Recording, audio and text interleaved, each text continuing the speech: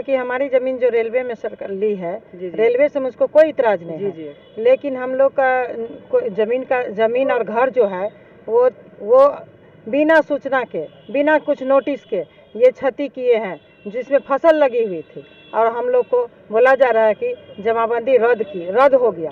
बराबर रेल के लिए मांग किया करते थे।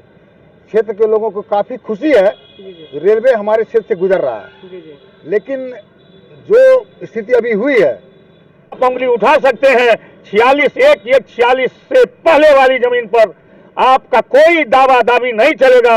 इसलिए हम सरकार के मुलाजिम को कहना चाह रहे हैं कि आप जो भी रेलवे बन रहा है, आपको उस बोल से अररिया तक उसमें गैर मजरूबा खास रैयती जमीन अगर है तो उस रैयत को मुआवजा देते जाइए, काम को बढ़ाते जाइए। इसी सवाल को लेकर के हम लोगों का अनिश्चितकालीन धरना चल रहा है। सबका नहीं तो जमीन का मुआवजा मिला, नहीं मकान का मिला और नहीं फसल का मिला, सबको बर्बाद नष्ट कर दिया। पूरा जो है आक्रोशित होकर के सभी दल जो है आज धरना पर क्यों है, अनिश्चितकालीन धरना पर? यही कारण है कि जब वो रैयती जमीन है तो आप फसल का क्षति नहीं दिए, जमीन का क्षति नहीं दिए, मकान का क्षति नहीं दिए, एकाएक जो है लगता है कि आक्रमण हो गया है।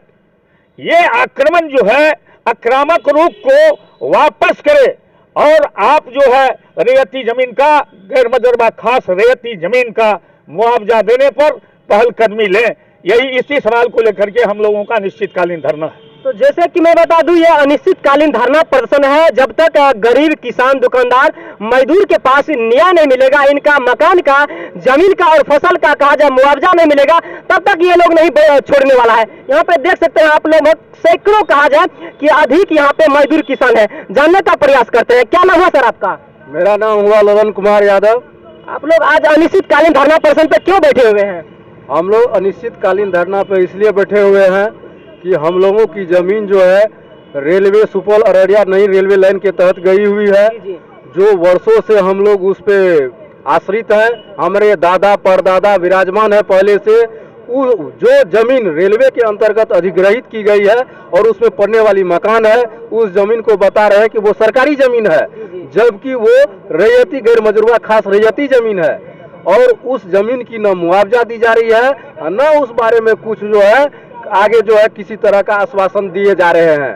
और ये बात हम जानना चाहेंगे, गरीब किसान अभी मर रहे हैं, उसके लिए मतलब कहा जाए कि आपके जो स्थानीय विधायक होते हैं, जो सांसद होते हैं, जो आपके ग्रामीण प्रतिनिधि होते हैं, आपके बारे में क्या सोचते हैं सर, ये बताइए।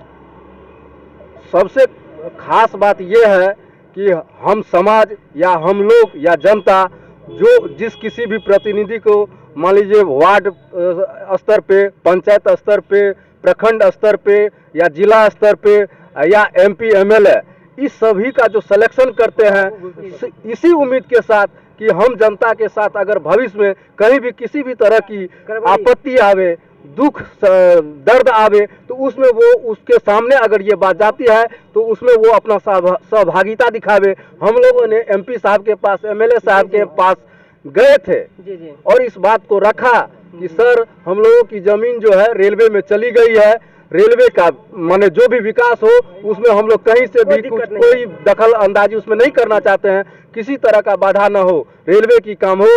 लेकिन सर आपसे रिक्वेस्ट है और आपके माध्यम से हम सरकार से गुजारिश करना चाहेंगे कि हम गरीब की जो है क्या कहते हैं मिलना चाहिए, जमीन की मुआवजा मिलनी चाहिए, घरों की मुआवजा मिलनी चाहिए और जो भूमिहीन हो गई है उसके बारे में कृपया सोचे। लेकिन वहाँ से एक तरफ सरकार जमीन देने की गरीब को बात करते हैं, भूमिहीन को, और दूसरी तरफ गरीब कहा जाए जमींदार का जमीन को छीनने की कोशिश किया जा रहा है। यही बहुत बड़ी दुखद की बात है। और सबसे बड़ी बात है जब बिहार सरकार के भू राजस्व विभाग में गजट में स्पष्ट कर दिया है कि 1/1/1946 से पहले जो भी जमीन है, जो कबूलियत हो, पट्टाधारी हो, बंदोबस्ती हो, एवं प्रकार से कुछ भी प्रमाणगी के तहत कुछ भी हो, उसको कहीं से कोई छेड़छाड़ी नहीं किया जाएगा। उसी सरकार के माध्यम से 11/11/2014 को राज्यपाल के माध्यम से चिट्ठी निकाली गई है, जो DM और ADM के साहब के पास दिया गया और उन लोगों को कहा गया कि जितनी भी इसमें जो है रिटर्न होल्डर जमीन है उसको छांट करके शेष जमीन को आप कैप्चर कीजिए।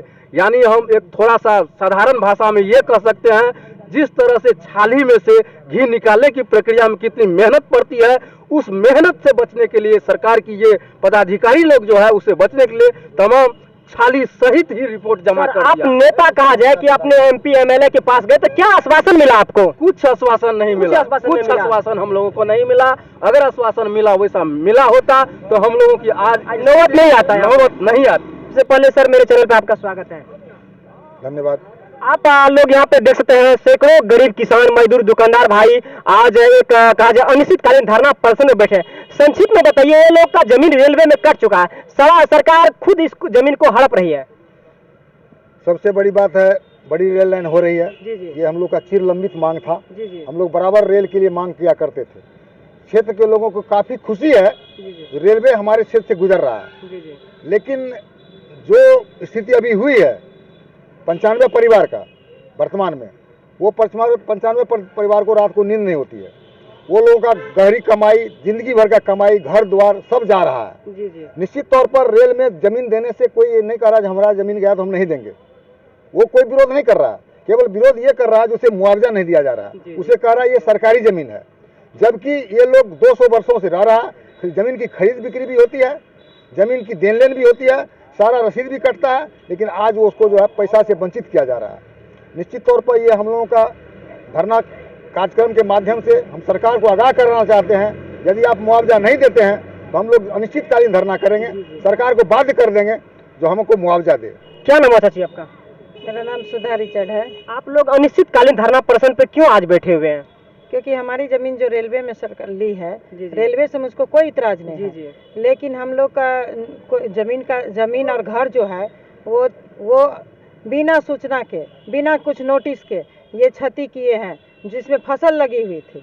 और हम लोग को बोला जा रहा है कि जमाबंदी रद्द हो गया, लेकिन हम लोग को न लिखित मिला न कुछ मिला। कैसे हम जानेंगे कि जमाबंदी रद्द हो गया? मतलब ऊपर पदाधिकारी से आश्वासन आप लोग को मिल रहा है कि आप लोग के जमाबंदी को रद्द कर दिया गया है, हाँ, जो कि जमाबंदी रद्द नहीं हुआ है। जी नहीं, जो कि हम लोग के बाप दादा पूर्वज के नाम से जमाबंदी कायम है। जी जी और हम लोग उस जमीन पर वो जमीन ही हम लोग का भरण पोषण है, और दूसरा कोई रास्ता नहीं। घर से बेघर कर दिए हैं। 2 एकड़ जिसमें आप बसे हुए हैं, घर बना हुआ भी चला गया, जी सारा चला गया। उसका मुआवजा अभी तक नहीं मिला है। नहीं मिला। तो अब तो दीदी आप लोग रोड पे आ चुके हैं। एकदम रोड पे, बिल्कुल रोड पे। अब जो ये गरीब दीदी जितना बैठे हुए, मेरे भाई बैठे हुए, चाची लोग बैठे हुए, सब अभी रोड पे आ चुके हैं। अब आप लोग क्या कीजिएगा?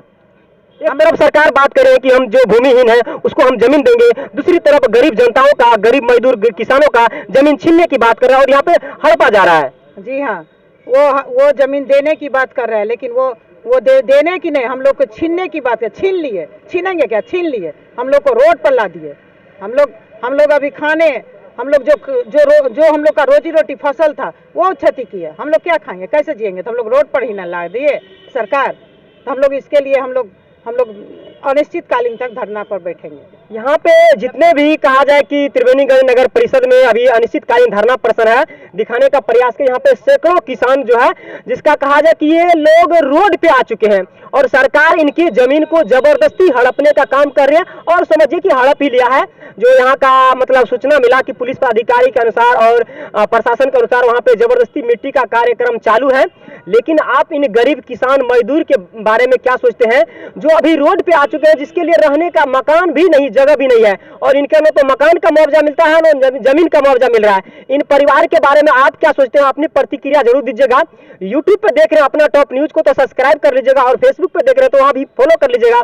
मिलता हूं नेक्स्ट वीडियो में, तब तक के लिए जय हिंद, जय भारत।